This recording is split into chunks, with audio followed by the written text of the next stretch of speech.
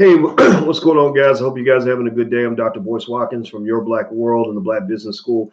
And welcome to drboycetv.com, the home for intelligent Black people.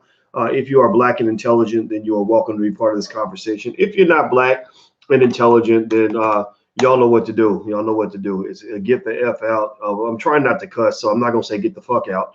But that's what I'm thinking in my head. So every time I say get the F out, just know that the word fuck is going through my brain, and I'm trying my best not to cuss as much, because cussing is just rude, man. It's just rude. Why would y'all listen to somebody out here cussing and stuff, man? What the hell, man? Just these damn cussing ass professors, just idiots, man. Just a damn idiot. Dr. Boyce Watkins. I think that's the nickname they gave me online. So anyway, so here's the deal, right? Let's break this down. All right, so let's jump into the conversation today.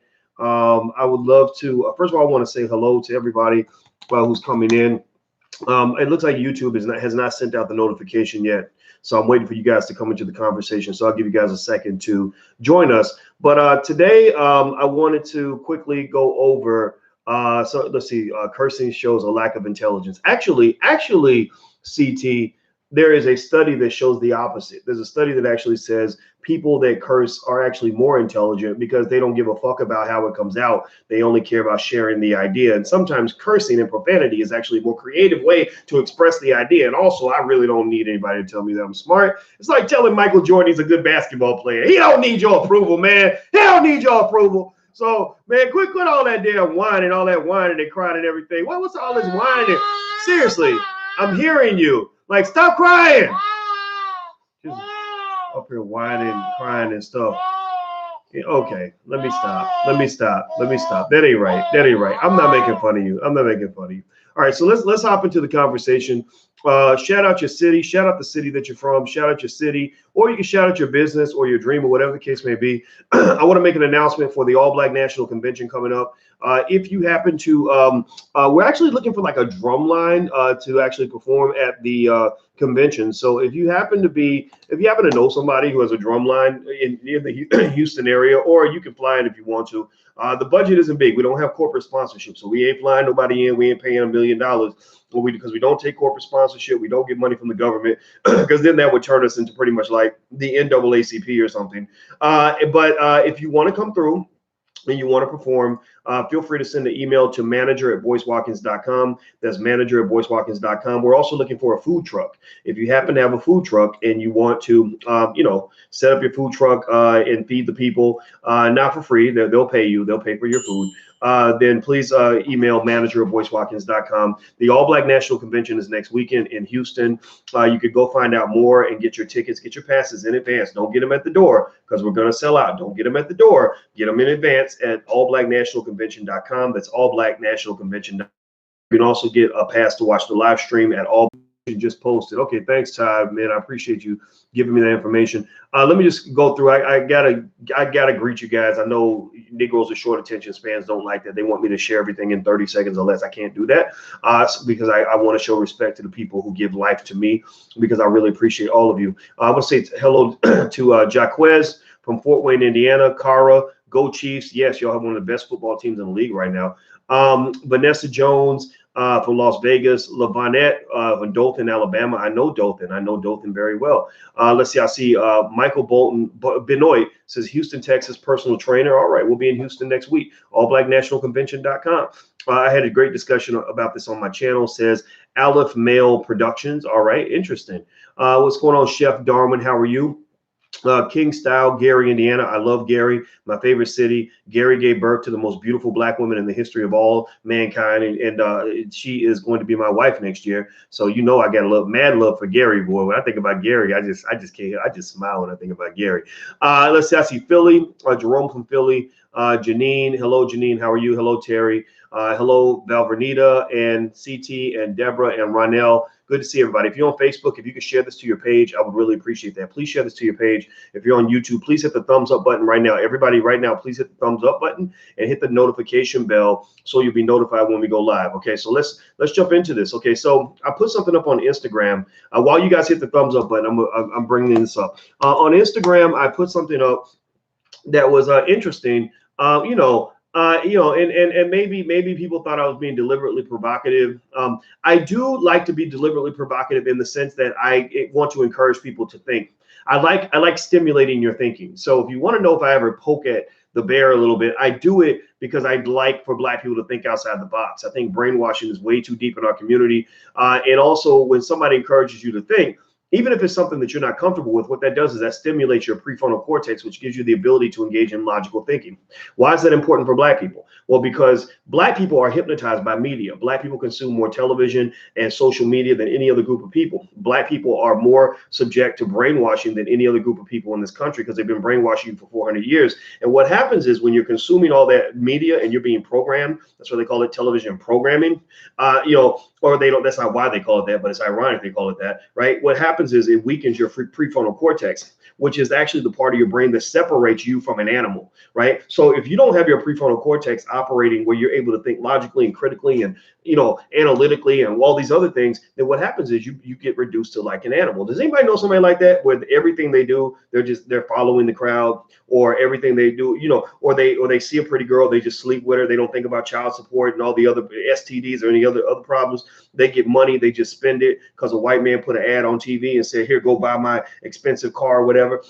Like think about this. Like that's what's happening to your people. That's why 80% of black people are just sleepwalking, because their subconscious mind has been programmed since they were children and nobody woke them up, right? So I really like waking people up. That's really what I like to do. Like, so people come out and they're like, Doc, you just trying to instigate. You just instigating. Hell yeah, I'm instigating. I'm going to instigate like a motherfucker because I want to wake people up. Wake up! We didn't wake up. All right, so here's the deal. All right, so basically, I put this up. I didn't put this quote up just because I agree with it. I mean, I think there's elements of truth to everything, but I put this up because I wanted people to talk about it. I wanted people to think about it. I wanted to kind of analyze this because I think it's really interesting. There's a lady who wrote a book. Her name is Dr. Helen Smith. Helen Smith is a married psychologist who she wrote. I don't know if the book is called this, but I think her book is called Men on Strike. And her argument has been that men don't get married because men can't see the benefits of marriage. Right now, I'm going to read this quote to you, and then I want you to give me a yes or no to tell me if you agree with the quote, and then I'll break it down a little bit based on my own observations, my own research, also why I actually took action in my life that actually contradicts what's being said here, right? So she says, one of the reasons men don't marry is because she feels there's nothing in it for them. Now it's interesting though, she's married, she does have a husband. So I'd be curious to know why her husband, is in a different category, right? So clearly that's right there is an inherent contradiction. But she says, what exactly does marriage offer men today?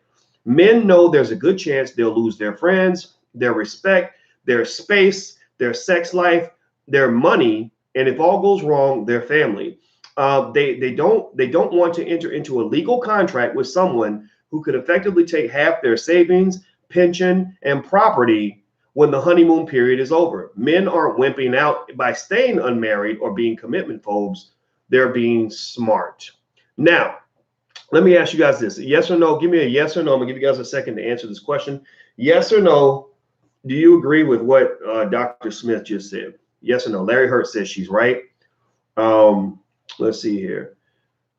Give me a yes or no. Todd says equally yoked. Okay, so we got a be like both scrambled eggs or something. We gotta be equally yolked. All right. I never knew what the word yolk means. I always think about eggs. It makes me laugh when I hear people say yolked. Let's see. Ade says yes. Mojo says yes. I see Inspire Me says no. Amari says no. Cat Rock says no. Ladarius says yes. Zen X says never. Michael Benoit says facts. Too Rich to Miss says hell yes. Kelvin Wright says yes. Okay, so you get a mixed response. That's kind of what I expected, right? And if you want to actually comment, there's a pretty heavy conversation about this on my Instagram page. It's still actually going on. I'm looking, people are still, arguing about it and going back and forth about it. Feel free. My Instagram is The Real Boyce Watkins. So, again, I guess everybody else uses their Instagram to post like stupid selfies or just sit there and look in the camera and play with their hair or to show pictures of their dog or something. Like I actually put stuff up there that is designed to help us think and help us teach and help us learn and grow. And then sometimes I just like to laugh. Like, so sometimes I'll post a corny joke up there and, that's because I'm just a corny person. All right. So here's what's interesting. All right. So let me kind of break some of this down and just give you a perspective. I'm not going to tell you this is the right approach. I'm just going to tell you that this is a perspective. And also, if you want to share a perspective, the phone number to call in and leave a message, and I do voice your opinion on drboycetv.com, where I actually go through some of your messages and respond to them right then. So feel free to call 773-302-0414. That's 773-302-0414. All right, so let's see here. She says that men know there's a good chance they'll lose their friends, their respect, their space, their sex life, and their money. Okay, so losing your friends. I can say, that part I don't quite understand. I don't think you lose all your friends if you get married. That part I don't get. I do think that there is an understanding that when you're in a committed relationship, you've got this other expectation. You've got these other people, this family, this person in this family that's going to then be accountable or hold you accountable for where you are and what you're doing, right? Like like I will say this, I spent years as a single man. Now I wasn't out getting freaky and doing stupid stuff. I wasn't trying to get into bed with every pretty girl I saw, but I always knew that if I liked her, I could get into bed with her and it wouldn't be a big deal. Or if I didn't want to get in bed with her, I just wanted to call her or I wanted to go take a trip. You could just do that, right? And the trade-off is when you're in a relationship, you can't do that anymore, right? Like now, when I go on a trip, I have to tell Alicia I'm going on a trip. We have to talk about it, right? And so I was kind of like, why we gotta talk about it? Like I travel a lot. I'm Dr. Boyce Watkins. You can't do that, right? I gotta be like, okay, in 2 weeks, I'm going to Dallas, and it's going to be on the 3rd, and I'm going to order my plane ticket tonight. And like you got to do it, right? It's hard. It's an adjustment. I'm not gonna lie. I'm sharing this right to give an honest point of view on this. Maybe some of you who are younger than me can maybe learn something from this, but also those like ladies as well who are confused. I think maybe this can help you kind of understand the thought process, right? So I love this woman; she's awesome. But it was an adjustment to kind of be like, oh, that's right. Well, Boyce, why didn't you tell me you were taking a trip? Oh, because I just don't tell anybody typically, right? So there is kind of a trade in terms of I believe that especially men who are like aggressive, and ambitious, who are always on the move. Like that's kind of what I am. I've always been very ambitious since I was 18 years old. In college, I studied harder than everybody else. In grad school, I went to school longer than anybody else. I wanted to go higher and further than everybody else. I wanted to grind harder than everybody else. I've always been like that. So when you have an ambitious man, like ambitious men are not afraid of the world. Like I never grew up saying, gosh, I'm so scared out here. I really need a companion. Most of the time when I had partners or in business or in life, I would be outrunning them. I'd be like, come on, catch up. Like we gotta go make this happen. Right. And so, to transition out of that, it means you have to find somebody that can somehow understand and connect with the speed of life that you committed to, right? Somebody who kind of gets it. So I'll give you an example. I met this gorgeous woman. Actually, she happened to live in Chicago. Very pretty, gorgeous woman. And at that time, I was the Dr. Boyce Watkins. I was kind of well known, and she and it was the benefit of that. The downside of that is you run into like groupies and people that want to use you and all that. But I like to think I'm smarter than that. I don't get caught up in too much of that. But the good side is that usually you meet women that have selected themselves. In statistics, they call that self-selection, where they have selected themselves because they've already been checking you out. They already think like you. They've already read your book. They already kind of think in the same wavelength. So you don't have to figure out if you're similar. They just are similar, right? So you meet. So I met a lot, like a few really pretty, really smart, amazing women. But this was one that I picked. I said, I think I'll date her. But here was what was fascinating, right? So I would be, I had this life, right, of a busy man, and I would get these phone calls at, 8 o'clock at night or whatever, or we'd be sitting there watching. She liked to watch these reality shows. We'd be watching like Basketball Wives or something. And I hate shows like that, right? But I'm like, okay, I want to do what I'm supposed to do. I want to be a good boy in this relationship. So I'm going to watch this stupid ass show. And I'd have my laptop open and I'd just kind of do work during the commercial breaks. Or every now and then, if a phone call came in, I'd have to take the call. And I remember she did not like that. She did not like the fact that my work seemed to spill over into everything I did. And I was like, well, because the thing is, I this is who I am. Like, this is not my job. This is my life. This is me. Like, I'm me all the time, right? And so people that live in their purpose, it's like, it's not even an outfit that you put on and take off. It's like in your skin. Like, I'm always brown, even when I take a shower, even when I'm butt naked, whether I put on clothes or I'm nude, I'm always brown. I've always got brown skin. So when you live in your purpose and you're, like, say, an entrepreneur and you're always thinking about ways to do things better, it can be a conflict. Like, if you're trying to merge with somebody who has a 9-to-5 mindset, who thinks that work is something that you shut off at 5 o'clock, and then you go home and you sit around and watch TV all night. And so for those of you who are entrepreneurs, I think you want to look for somebody who either is similar or who just gets it, right? Like, if somebody just really gets it, then that goes a long way. Like, so I'll tell you, one of the things that Alicia said to me a long time ago, we were friends over 20 years before we got together. I couldn't have married her years ago. I had people on the internet saying that this trifling Negro waited 26 years to marry her. No, I did not wait 26 years to marry her. I was her friend for about 23 of those 26 years. But during that time, I remember she said something. She knew me really well. And I remember her saying something to me like, she said, Boyce, any woman who marries you is going to have to really just love you and accept you for who you are. Like, that's it. She's gonna have to love you because you ain't changing for nobody. And I remember thinking, damn, like, I wish everybody understood that. And I'm like, damn, the woman who does understand it, she's with somebody else, man. Shit. So I think that in general, I really believe, like, I think Oprah actually said everybody is looking to be understood. And I think that listening to someone and trying to just get them without judging them and always telling them they need to change and be different, I think that goes a long way in getting somebody to trust you, because they then trust that, like, okay, I'm going to have some expectations in this relationship, because sometimes women don't want to lose their freedom either in many cases, right? I may have some expectations in this relationship, but it's a good trade-off, because you see who I am, and you're more likely to see the good in me as opposed to seeing me as some sort of construction project that I need to fix. I think a good way to really frustrate yourself and to be incredibly miserable is to find somebody who's a fixer-upper and to be spending all your time trying to fix them, changing everything, changing how they dress, changing how they talk, changing what they do, changing how hard they work, changing what, nobody likes that shit. Like, they're going to be annoyed with you. You're going to be annoyed with them. It ain't worth it. It's probably not going to be a good deal, in my opinion. Now, let's see here.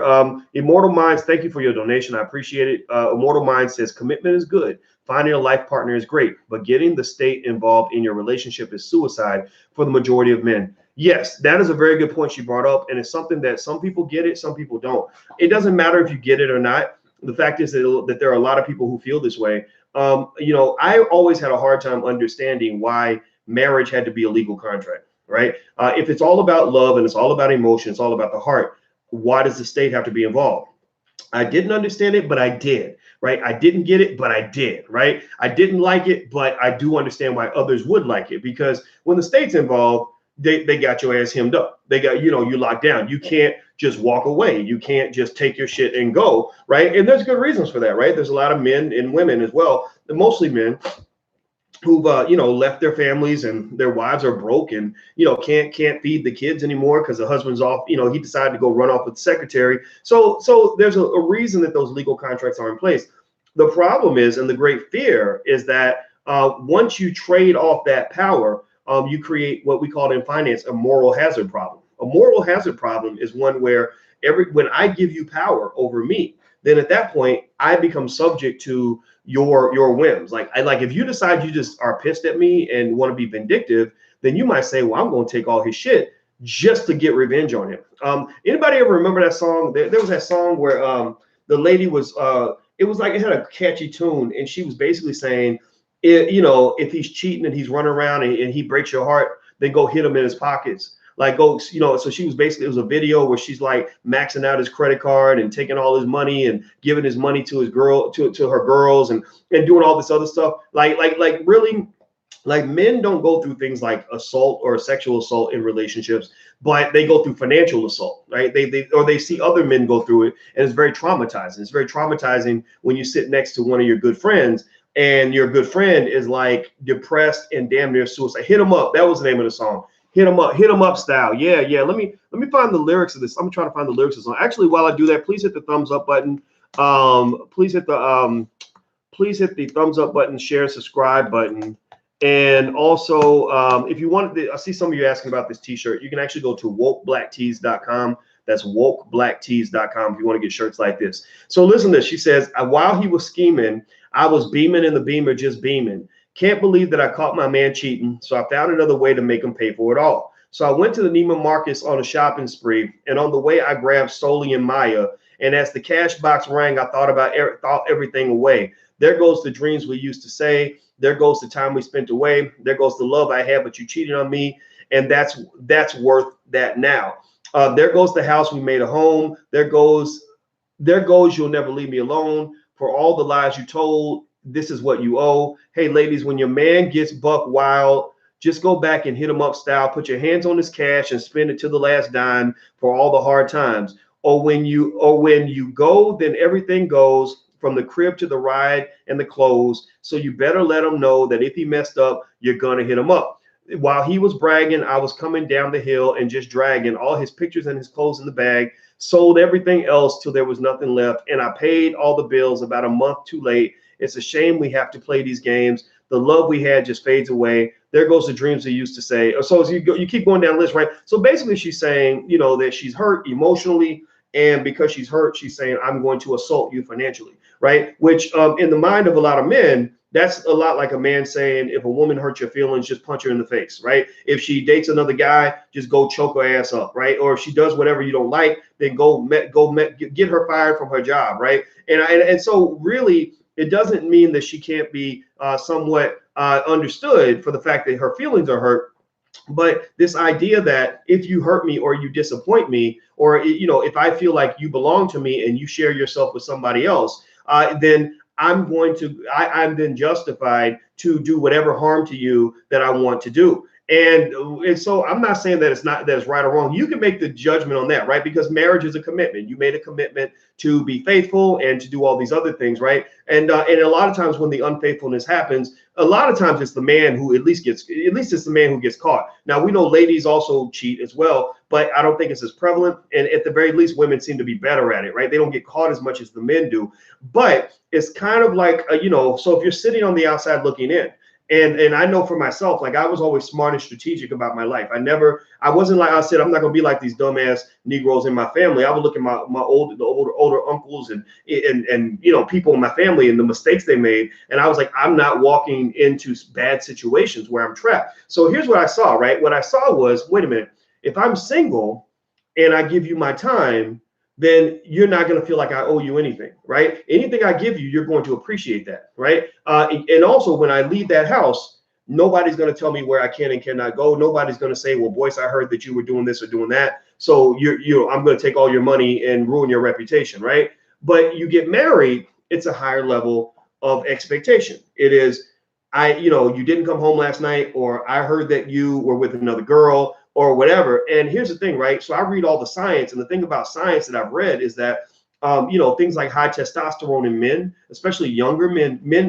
have a lot of testosterone. Testosterone drives like an insanely high sex drive. And for some men, it drives an intense need for sexual variety. And that's why, like, people always ask, like, I would hear people say, like, oh, he was married to Beyonce. Why would anybody ever cheat on Beyonce? Well, because he was Jay-Z and he was young, and not super young, but he was younger than he is now. And he had all kinds of beautiful women that were coming around him. Clearly, he loved Beyonce more than he loved Jay-Z. I mean, than he loved these other women.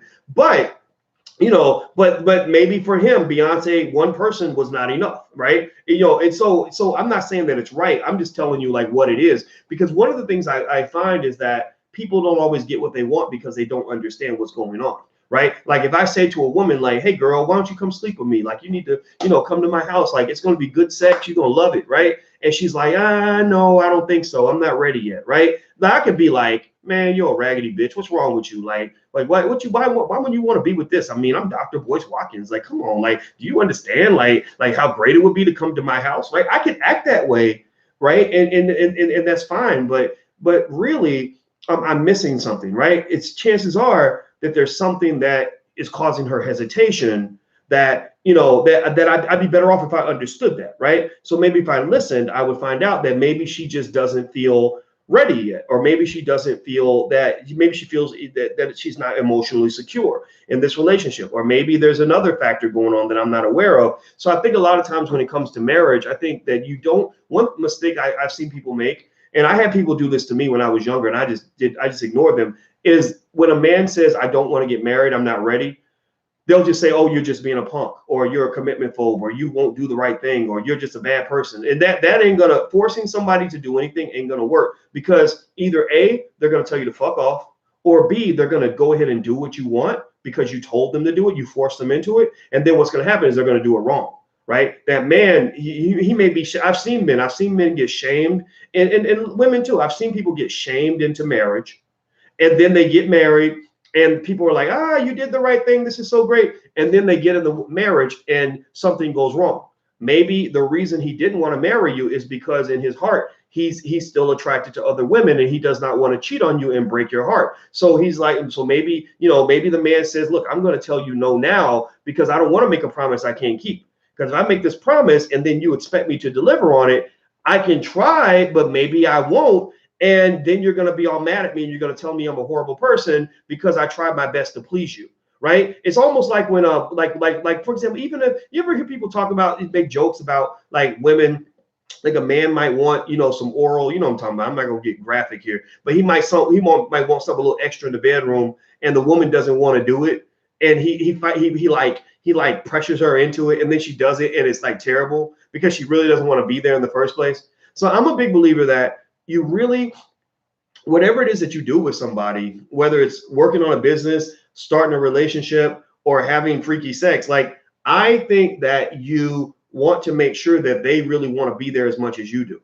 And if they don't want to be there, or if they're concerned or they're hesitant about it, don't do it, because they're not going to do it right. Like he might marry you out of pressure, but he ain't going to do it right. He's going to disappoint you, and then your heart will be broken. Then you'll be all mad and upset because the marriage went bad, right? So here's another thing. I'm going to also give you this quick summary on a marriage. This is from a Pew study, and I'm going to focus specifically on the part about African Americans. By the way, we actually did a whole film. We have a film division called Boyce Watkins Films, and one of our latest projects by Dorian Chandler out of New York was called the Black Love Blueprint. And actually, we had a bunch of relationship therapists and experts talk about love and marriage and maintaining relationships in the Black community. So if you're interested in checking that out, you can watch the trailer actually at theblackloveblueprint.com. That's theblackloveblueprint.com. So feel free to go check out our new movie. It's been out a few months, but and every now and then I'll talk about it. So basically in the study, they say that a rising share of Americans have never married. Here's who they are and why they won't tie the knot. So she says, it's not just us. Hey, babe. To the dismay of every mother whose eyes get glassy at the thought of her child's wedding day, more American adults are in the quote unquote never married category than ever before, according to a new report released by the Pew Research Center, which totally makes sense since more than half the country is now single. They said there's a mismatch between what people want and what is there in the marriage market. Both men and women are getting married at a later age, and alternatives to marriage, such as living together and raising children out of wedlock, are more accepted, says Pew researcher Wendy Wang, one of the authors of the report. In fact, a full quarter of the never married are living with a partner right now. So a quarter of all people who are never married are actually living with somebody. They just, for whatever reason, chose not to tie the knot. So what they did was they said, although both ladies and men are almost twice as likely as before to not get married, men are still more likely to be in this group than women. Before, 10% of men and 8% of women were never married. I guess this is the 60s, whereas now 23% of men versus 17% of women have never been were never married. Let's see here. Now they talk about African Americans. They said all races seem to demonstrate a desire to get married roughly equally, says Wang, but the proportion of African Americans who never marry is rising sharply. Among whites and Hispanics, the proportion of adults who never married is double what it was in 1960. Among blacks over 25, the figure has quadrupled, 36% now versus 9% then. So way back when, during integration and everything else, or before integration, you actually had far more married, stable families than you do right now. Thank you, Bill Clinton and the Democratic Party. Now, within the never married pool, whites still make up 51%, but they are still the majority because they are the majority overall. African Americans, 11% of the adult U.S. population, make up a quarter of the never married pool, and that's why they're overrepresented. When Pew asked people why they haven't married, the most common answers were that A, they hadn't found the ideal person, and B, they weren't ready financially to be married. And so they have this little chart where they basically, now, by the way, I'm reading at citylab.com. It's a good article here. They said that basically when they were looking at different groups, they were asking them, why aren't you married? And the three major categories were not ready to settle down, not financially prepared, or not having found what they were looking for. Now, what are they looking for in a mate that is so hard to find? They said a job. For women especially, this is really important. 8 out of 10 of them want their future husband to have a steady job more than anything else. Men, on the other hand, seek a mate who has the same ideas when it comes to raising children. I agree with that 100%. I've read a lot of the biology on it, and basically women more so than men are really, really connected to financial security. If a man does not display the ability to provide financial security and maintain that security, in many cases, a lot of women will be less attracted to him.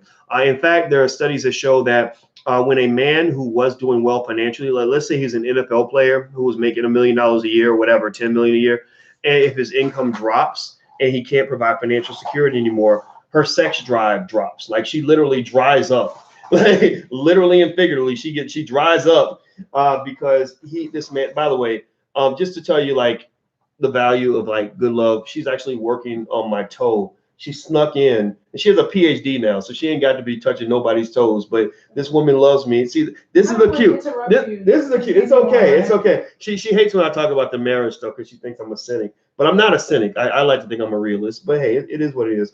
But just so you know, that's why, if you want to know why I love this woman so much, she is a nurturer beyond anything you would ever imagine. And so she's actually working on my toe because we've been training for this marathon together, and I have these weird things going on with my feet, my like blisters, and she is literally like putting the bandage on. So that's why I'm turning this way. So anyway, let me keep going. So basically the inability to provide financial security is really kind of just an attraction killer when it comes to women. Women really are wired to want security, and it's not just financial security; it's all forms of security. Think about this. On average, the men who are more attractive, on average, they tend to be the men who are either taller, maybe they are, stronger, big muscles, in better shape. Men who are more powerful, right? Barack Obama became a sex symbol when he became president. He was not a sex symbol when he couldn't afford a rental car, right? What is it? More powerful, wealthier, smarter, even funny. Even men who are funny. Funny is a sign of intelligence. That's why I believe women are attracted to men who are funny. So it all kind of connects, right? Different women pick different things that they're attracted to, but those factors on average tend to work out in the man's favor. Whereas I think for men, and I don't know, brothers, please co-sign on this if you agree with this. I think consistent values when it comes to raising children is very important for a lot of men, largely because you don't want to get in a situation where you get screwed over because, you got a baby mama who is, who is like raising your kids in like a horrible way, or hiding your kids from you, and or taking your money and not giving you any say over your children, or talking crazy about you when you're not around, to the point where your kids don't respect you, right? Parental alienation is a real thing.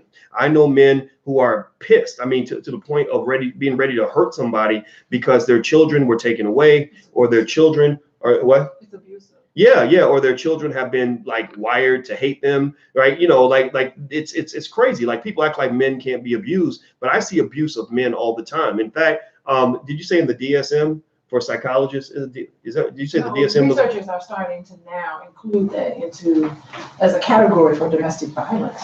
Yeah, they're actually starting. Parental alienation is what they call it, and so a lot of researchers are now arguing that it should be a category for domestic violence. That literally, if you are training your kids to hate their father, you are abusing the child and you're abusing the father. So it's a horrible psychological abuse. So I would say to men at the same time, given that we believe in personal accountability, on this platform, I would say to the men also, take the time to get to know the lady who might be having your kids, And the thing is, sometimes you don't know who that person's going to be. When every time you lay down and sleep with somebody, there's a chance she could be the mother of your kids, and you don't want some crazy stripper raising your kids. No disrespect to strippers, but I'm sorry, I wouldn't want, I wouldn't want Cardi B to be the mother of my kids. That wasn't gonna happen ever, right? So I would just say to you that you got to plan these things out, or you'll end up in a situation that you did not expect. So let me keep going. Let's see here. I'm looking down here. Okay, now contrast this with the subset of men who actually have a steady job. And here's the problem. She said the number of employed men, this is among everybody, white people included, the number of employed men per 100 women has dropped from 139 to 91 because jobs just aren't as available as they used to be. They're not as consistent as they used to be, etc. Now, among African Americans, it's a mess. Pay attention now. I want y'all to really hear me when I say this. According to this study, they said that there's only 51 employed black men per 100 women. Only 51 employed black men per 100 women. Not only that, but more blacks, 77% than whites, 59%, attach importance to their potential spouse having a job. So not only do black women care more about your economic situation than white women do, that's what they're saying according to the study, but there are fewer black men who can economically provide, for a woman and a family, right? So what I would say at the very least, is, we got to think about how we're raising our sons. Like, just being 100% real, we got to raise our sons in a way where they understand the importance of financial security, because you got a lot of dudes out here that are making money and wasting it. Like, I look at a guy like Antonio Brown, who played for the Patriots, who just got cut, who may not find another team. This man was going to get $30 million from the Oakland Raiders, and he blew that. Then he went to the Patriots and was going to get half of that, and he blew that. Now, his income will probably drop 80-90% because he's a dumbass knucklehead. I'm sorry. He sure, maybe he was a victim of this, a victim of that, false accusations, nothing proven, but he's a damn knucklehead. That what got him kicked off the Patriots was that last text message he sent the lady that had accused him, and he shouldn't have been texting her shit. If you're gonna send her a message, send it through your damn lawyer, you idiot. But I'm sorry, the dude is young and cocky and stupid, and you can't tell me that there ain't a bunch of other dumbass dudes out here like that, right? And that dumbassedness it's infiltrated our culture. Like, it's really pushed all throughout our culture. One of the things that was hard for me to do was, when I was younger and I wanted to be a successful black man, I had to cut out 80% of my friends because they were into dumb shit. They were doing stupid things. They wanted to drink all night. They wanted to run around and get with all these nasty ass women. They wanted to sit around, smoke and drink all day, and they didn't want to study. They didn't want to study or work. Like, I'd be like, so what you doing, man? Nothing, chilling. Well, why are you chilling? Like, what? Why are we chilling? Like, we're black men. Like they're trying to kill us. Why are you chilling? Like, why are you always chilling every time I call you? How come I can't call you and you say, man, I'm in here grinding, bro? Like, or I just worked all night, man. Or Saturday night. How come when I was a black man on a Saturday night and I wanted to go to the library on a Saturday night instead of going to the party, how come I couldn't find no brothers to go with me? Maybe I was just surrounded by dumbass people. I went to the University of Kentucky. Some of the students there ain't that smart. Not all of them, but a lot of them, it ain't Harvard. But I just remember thinking, why is it that when I go to the library on a Saturday night, I'm seeing Asians, I'm seeing Indians, I'm seeing white people. I'm seeing Nigerians, but I ain't seeing no African Americans. Seriously, what is wrong? We need to just be honest. We have slave culture in our blood. Like this, some of this slave culture just breeds the most extraordinary amount of niggatry that I've ever seen in my life. Like literally where you have young black men that are trained to destroy their lives from birth. And then, we end up in these crazy situations. Some of it is white supremacy. A lot of it is, right? We know these things. We know white supremacy is there, right? It's like playing football. The defense is going to be there and the defense is strong. So if the defense is strong, then you can sit and complain and say, well, the reason we ain't score no points is because they keep playing defense. Right? They every time we try to carry the ball, they tackle us, and that ain't right. But we get the ball to the quarterback, and their quarterback scoring all the time, but our quarterback gets sacked every time. Yeah, but if you run against a good defense, you're supposed to play better offense. So I would just say that for black men, we got to play better offense, especially when you talk about economics. Like economic offense means every black boy in America should know as much about starting a business and making money as he knows about playing football and playing basketball. We got a ton of fucking 40-year-old rappers. We got a ton of like guys that are trying to get into the NBA or NFL, even though 99% of them don't make it. But if I go to the hood and I try to find black men who know how to start a business and fill out a form to create an LLC or know how to invest in the stock market, I'm the nerdy one. I'm the nerd. Why are you so serious, Doc? Well, because you're in a serious game, God damn it. Like seriously, you're in a serious game, so you got to be a serious player. If you're not a serious player, then you're going to lose. So, and what's really fascinating to me is I was sitting there watching, Alicia's been, making me watch these documentaries about like the Kardashians and stuff, which is interesting. You learn a lot about them. She's not into that stuff all the time, but we watched this doc. It was about this guy, Travis Scott, who's dating one of the Kardashians. And, and it just kind of, and I was just kind of like about to vomit because I'm sitting here, looking at all these dudes, can't barely read, thinking they doing good because they making money. But they're encouraging all these young black men to believe this is a pathway to success, even though most of them will never, ever get a record deal, never, ever get a chance to make all that money. But you're out here, you're performing in front of 1 million white people, so you think that you're doing well. And then I think somebody said, well, he was pretty good at sports, too. If this rap thing hadn't worked out, he could have been an athlete. No, he couldn't. It's very hard to be a professional football player. It's not that hard to be it's not nearly as hard. How about that? It's not nearly as hard to be a good business owner or to be a good investor, right? And so for black men, it does not mean white supremacy is not real. In fact, the reason that white supremacy is the reason, the reason that you have to try harder is because white supremacy is very real. And white people are not going to start being nice to you. Like if you think that the answer to white supremacy is to wait for white people to suddenly become friendly to you, then you're a dumbass. You about the dumbest son of a bitch there. In fact, leave my channel if that's how you think, because you are too stupid to be here. Because I know white people very well. I grew up around them, and they're not going to change. They're going to continue to be exactly who they are. And so the only person that you can change is you, period. So anyway, let me stop. I'm going off on a little bit of a tangent here. I hope you get what I'm saying here. Like I really think that for black men, here's the deal. When you talk about getting money for black men, jobs ain't it, man. Chasing jobs, being a man, a grown ass man. Here you are, a grown ass man. You got bass in your voice. You're trying to maintain your dignity, and you up here begging another man, a man who doesn't even like you, to take care of you and your family. Like that's a losing strategy, bro. Like that's not going to win. You go out here in this world, the black male unemployment rate is higher than anywhere else. In Chicago, the black male unemployment rate for black men between 20 and 24 is 45%. So half of these black men will never be equipped to be husbands or fathers for our black women. Half of them won't be.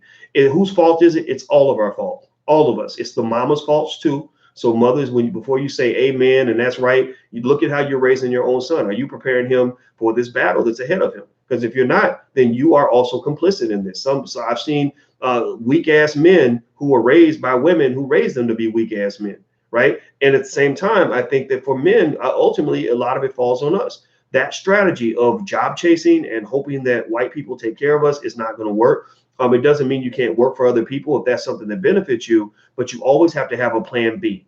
And that's the argument I've always made is just make sure you have a plan B so that you won't let people down. That's the thing. Like as a man, like you're supposed to be the backbone of the family. Like you're supposed to be the last resort option. You're the quarterback of that football team, right? The buck stops with you. if you really want to be a king, now don't get mad if black women don't treat you like a king if you ain't acting like one. You acting like a jester. Think about it. Look at how many Negroes out here making money telling jokes and being funny for white people and putting on dresses and emasculating themselves. I mean, seriously, your most successful men in your community are men who entertain white people. Go down that list of the hip hop artists that make the most money. Every single one of them makes their money by performing for white people, so they can get into their little thug fantasy that they have of watching a black man just act thugged out and like a damn fool, and they really think that they're winning. No, they're laughing at you. They're making jokes about you. Those same people who will buy your album are not the people who are going to invite you to participate when they're like building rocket ships to go to Mars, or when they're building companies in Silicon Valley. They look at you like a joke. You're literally a joke to them. And so ultimately, I just think as black people, we have to kind of understand what our strategy has to be. And I think that, here's the deal, right? There's a lot of black women who just say, you know what, man, forget this. I'm gonna go marry me a white man, right? And I don't like it. I ain't gonna lie. It bothers me when I see it, especially if someone is a serial dater outside their race. That tells me that there's something's wrong with you, because you can't see the beauty of what's right there in your own backyard. But at the same time, I don't even know if I halfway blame them. It's like, what are you gonna do? You're a good black woman. You got raised right. You treat men well, and you run across these assholes that you can't depend on to even show up on time for a 5 o'clock date on a Tuesday afternoon. And so what are you gonna do? Like, what are you gonna do? Like, are you gonna sit around and wait for these like little children to grow up? Or are you gonna find a man who's already ready, who's already prepared to be the husband that you need? So I know it's hard to hear this, but I'm telling you, when I look around, and I spend time even in the conscious community, like that's part of me. Like I love the conscious community, and I just see so many men like that are just like angry, they hate women. They just say negative things about women. Or when I proposed to Alicia, I saw a couple guys and they're like you simping. What, you simping? I'm like, well, what? I don't understand what that even means. Like, what are you? Are you gay? Like, like if you don't love a black woman, what do you love? Like, men who think that way, they either have mommy issues, or they're trying to sleep with a dude, or they're sleeping with Becky. I'm like, a black woman is the ultimate prize. Like, why would you not see that? Like, if you're gonna ever simp in your life, if you're ever gonna get on a knee in your life, and I don't get on a knee. I mean, in fact, my knee hurt when I got down on that knee, because I don't get on my knees for nobody, but I'll get on my knees for a black woman who's earned my respect in that way, right? And I won't get on my knees for a hooker, a hoe, or a stripper. I'm not going to do that. Like, that's why I've never done it before. But I got on my knees for that woman because that's a quality ass black woman. Like, well, why would you not do that? Like, what would make you think that seriously, I'm just talking to the real men in the room. What would make you think that it even makes sense for you to find the highest quality black women you could find, literally goddesses, and treat them like trash? Who the fuck taught you to even think that even makes sense? David Banner made a good point on his Instagram page where he said, you can tell the quality of a culture in a community by how they treat their women. And if you got all these men out here running around talking about bitches ain't shit and hoes ain't this and women ain't nothing but whole bed wenches and this, that, and the other, like that is why you're losing. That's what's going on. Like, seriously, because when you disrespect black women, you are disrespecting your mother. And that's, without your mother, you would have no life. So when you're killing the life in your community, then you're creating death. You're honoring death of your community. So I just think that it's tacky as hell. And I think that we can also go down the laundry list in terms of where we all need therapy. We all need work. Remember, 76% of all black women grew up without a father in the house. So a lot of women don't even know how to deal with a real man when they see one. They meet a real man and they run away because they either think they're not worthy of a decent man, they want to fix her upper, or they want to try to trample all over them and be the dude and pull out their penises and slap their dick on the table and be like, I'm the man of the house, god damn it. Like ain't no man gonna respond to that either. I like, one thing I can say, and I'm not gonna sit here and ever pretend like I have a perfect relationship. But again, it was epic for me because I never got on a knee for a woman ever in my life. But one thing we definitely figured out is who's the man and who's the woman. And if you ask her, well, who's the man of this house, it's Boyce. Boyce is the fucking man. She speaks of me in a very high regard. She honors me. She talks about, randomly she'll bust out and say, Boyce, you are just so good at everything. Boyce, and I'm like, it's like when you're a little boy, when your mama gives you a compliment, you're like, oh, you feel good. Like, you're like, oh, thank you. And she's like, Boyce, oh, your body, it looks so great after you've been running for so long. Or Boyce, oh my God, I heard that speech. That was so good, right? Like that's okay to do that, right? But because the thing is, you get some people who get disappointed or mad about something, and they're like, "You ain't shit, you stupid, that's dumb. Why are you doing that?" Like if you ever want to get rid of a good partner, just belittle them. Just belittle them, talk shit to them, and attack them every chance you get, and berate them. If you're constantly berating somebody, they're not going to want to be around you. It doesn't matter if you think you're berating them because you're helping them get better. No, nobody wants to be berated. No man, no woman. Yes or no? Does anybody want to go into a relationship where somebody's constantly telling you that about what's wrong with you and what you need to fix and all? Even if you're not perfect, even if it's something that you need to fix, do you really want somebody to, like, you're fat, like, you gain weight, you look big in that dress, you too chubby, look at your belly, like, what's wrong with you? You need to stop eating those cheeseburgers. Blah, blah, blah. They don't want to hear that shit. Nobody wants to hear that shit. Like, so if you can't lead somebody and elevate them in love, then don't do it. Then find somebody better or do something, but you can't do that, right? So the blueprints are out there, I believe, on how to make relationships work. I think that all of us who need therapy, like, because Black people are crazy as hell. Y'all know this. Y'all know where it came from. It came from slavery, Jim Crow, and oppression over 400 years. All of us need therapy, myself included, and we can all do better. All of us have made mistakes. All of us have shortcomings. All of us have issues. My issue was that I did not have my biological father, and I was raised by a stepfather, and my stepfather was a mean guy. Sometimes he's a tough man. I honor him and I love him, but sometimes he was mean, right? So I had to go past that, and so so I would say that whatever your issue is, fix your shit, and then you get to become the shit. But you got a lot of people out here who think they're the shit, but they smell like shit, right? You think you're the shit, but you really are shit. You're not the shit, you're just shit. Right. And that's because they haven't dealt with their shit. They haven't fixed anything. They want to blame the world. They want to explain why everybody else is screwed up except for them. And it never works for them. And that's not the key to happiness for anybody. So anyway, I hope this was helpful. I hope I didn't sound overly preachy, but, and I like to believe that, at the end of the day, I don't agree with the lady's premise when she said why men don't get married, because clearly I don't agree with that because I'm getting married. Right. But I think it's good to understand. It's almost like asking why women don't want to have sex, right? It doesn't mean women don't want to have sex. Women have sex all the time, right? Most men, when they're having sex, there's a woman involved, right? So, but it's like, but there are times where some women don't want to have sex, like, right? Like, women don't have sex with every man they see.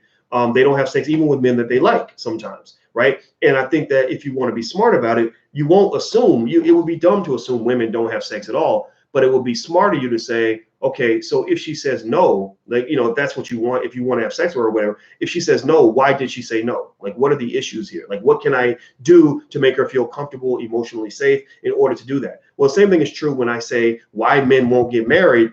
It doesn't mean men don't get married. Men do get married, and a lot of men love their marriage. But why do some men choose not to marry some women, right? And I can understand that because, remember, I didn't jump into marriage when I was young. I didn't want to. I saw friends get divorced. I saw chaos. I saw married friends that were really unhappy. I saw a lot of people that look happily married. They're pretending, they're faking. The wife has a boyfriend, the husband has a girlfriend, and they're just pretending. They're living together like brother and sister. Or sometimes the husband's got a boyfriend and the wife has a girlfriend, right? They don't even want to sleep with each other, right? So a lot of times you can't judge the book by its cover. And the thing is, though, the good thing, though, is that there are books out here and training programs and things you can do together that will help you maintain your relationship and help you also become an ideal partner for somebody else, right? And then when you become an ideal partner, it's almost like tightening up your resume, right? If you're on the job market and your resume is really nice and you've got all the credentials and the skill sets that companies are looking for, then you're going to become a high demand commodity. So what I have noticed is that there are some men and some women who do that. There are some men and some women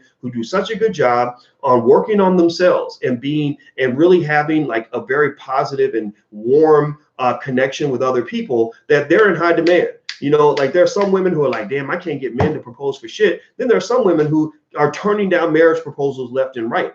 Well, what's the difference? Well, in a lot of cases, it's all about sort of how you've prepared yourself to be an ideal partner. And then once you lock into somebody, after you thought about it, spent a few months sort of analyzing it and making sure that this is the right person, once you lock in, then that's when loyalty and commitment and all these other things start to kick in, which means you then have to say, okay, this is who I chose. This is the horse I'm riding. I'm going to ride it to the finish line. Now let's study this thing so we can figure out how to make sure that this ride is a good one, not a bumpy one. Because if we have a bad ride, like if we have a bad marriage or a bad experience, then that's going to traumatize both of us. We're going to lose a lot of wealth. We're going to lose a lot of time. We're going to lose a lot of our happiness. We're going to be scarred for life. So let's avoid that by learning all the standardized tools and tips that have been out here for decades from researchers on how to make a marriage work. There's actually the people at the Gothman Institute. Alicia is always like, she's a therapist, and she does a little bit like relationship, family type stuff. So she'll have me listening to these, like, they're a little bit boring sometimes, I ain't gonna lie, but I listen to them, right? These podcasts from this place called the Gothman Institute. And basically the people at the Gothman Institute, there was one researcher there who said, or they showed that they could predict with 90% certainty which couples were going to stay together and which ones were not by listening to them argue for 5 minutes. Literally, how you argue plays a big role in whether or not your relationship is going to survive. Some people argue gangster style. Some people, they want to outdo you. Like if you call me one name, I'm gonna call you a worse name. If you punch me, I'm gonna stab you. You stab me, I'm gonna shoot you, right? There are some people who escalate, and there are some people who de-escalate. There are some people who look to burn a bridge, and there are some people who look to build a bridge, right? So how you argue is huge, because every couple argues. Every couple has disagreements. Every couple has issues, right? We have disagreements, arguments, and issues all the time. We go running, and sometimes we'll spend 45 minutes arguing during the run, right? And because she's got these tools in her bag on how to kind of handle that, and I'm trying to be open to that, we usually work through it. Like we get done and she'll be like, I feel so much better since we hashed that out, we processed that. And I'll be like, yeah, I'm a little pissed off at you, but I do feel better too, right? And then you just move on, right? So go study what's out there so you can get what you want out of life. If you don't want it, then that's fine. If you think I'm full of shit, then feel free to ignore me. But if you want to learn a different way, just understand this. Here's one thing I know for sure, is that people are doing it wrong. Most people are doing it wrong. Most mainstream media is giving you bad advice. Most people are going into it blind.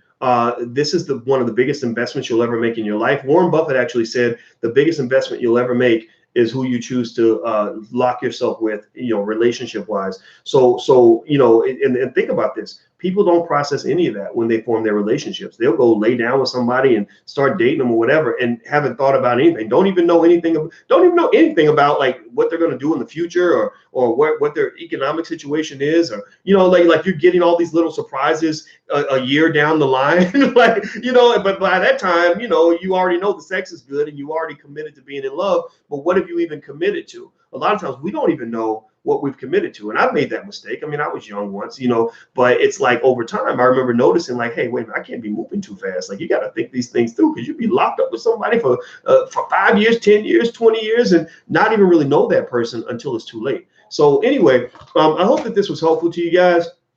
Again, I know every time I talk about a relationship topic, there's always somebody who says, Doc, you need to just talk about finance and wealth and whatever. You need to shut up about this. And I'm okay with that. Like I can ignore that bullshit. But the other thing too, I will say as well, and the reason I wrote one of the first books I wrote was actually called Financial Lovemaking, is because I learned that how you manage your relationships is probably one of, if not the most important component of your wealth building capability. If you form healthy relationships with good people, you will typically be able to build wealth, because I can tell you this. I'll give you one example. I just throw myself out there. I wouldn't be the man I am without choosing like the quality woman I picked. There are things that have happened in my business life that wouldn't have happened if it wasn't for her. Look at me. You guys have noticed I've lost so much weight. I ran almost. Well, I was going to try to run 20 miles yesterday when my toes started hurting, but we did almost 10 miles. I'm slimmed down. When I met her, I was heading toward obesity. I had incredibly high blood pressure to the point where I could not even get a life insurance policy. They would not insure me because they thought that I might die. And since that time, tons of weight has come off. I'm about to run my first marathon. I got $1 million in extra life insurance because I was then eligible for it. In fact, they reduced my premium because they said you're in such good shape that we're happy to insure you now. Think about this. I went from being the guy they wouldn't insure to the person they were excited to insure. So that's just a couple of examples. And so I would almost say to you, like, these things, I don't want you to think I'm a relationship cynic. I'm just a realist. If you do it wrong, it becomes very bad. It becomes a nightmare. But if you do your best to do it right, it can really make your dreams come true. It can make your life much, much better. So I wish all of you the very, very best. And thank you for taking this message in the spirit it was intended. I spent extra time talking about it because I'm especially passionate about it, and I hope that this helps some of you. So before I go, hit the thumbs up button, share and subscribe button. If you're on YouTube, please share this to your page right now. If you could do that. If you're on Facebook, please share this. If you're on YouTube, please hit the thumbs up button. Also hit that notification bell so you'll be notified whenever we go live. Also, All Black National Conventions next week in Houston. That's allblacknationalconvention.com. Make sure you come out, allblacknationalconvention.com. If you want to watch the live stream, you can go to allblackeducation.com. That's allblackeducation.com. Also, if you want to take a look at some of the books and flashcards and everything else that we have that you can check out, feel free to go to blackfinancialintelligence.com. That's blackfinancialintelligence.com. We've got Powernomics, we've got financial flashcards for kids and workbooks and things like that that you can buy for your family. Check that out. And then last but not least, these podcasts are always brought to you by the Black Business School. That's Felicia the Panther back there on the wall. The Black Business School is built for you, by you. Our sole purpose is to solve the Black wealth problem throughout the world. So if you're interested in joining, we even have a free membership where you can get started. So this is not something where you have to pay in order to join. Feel free to go talk to one of our specialists who are actually on the line, ready to talk to you right now at theblackbusinessschool.com. That's theblackbusinessschool.com. And thank you, Donovan. I appreciate the kind words, and Star and Eclectic Soul, and always Alicia and Cornelius and Deborah and everybody else. You guys have a great day, and I'll see you soon. Take care. Peace.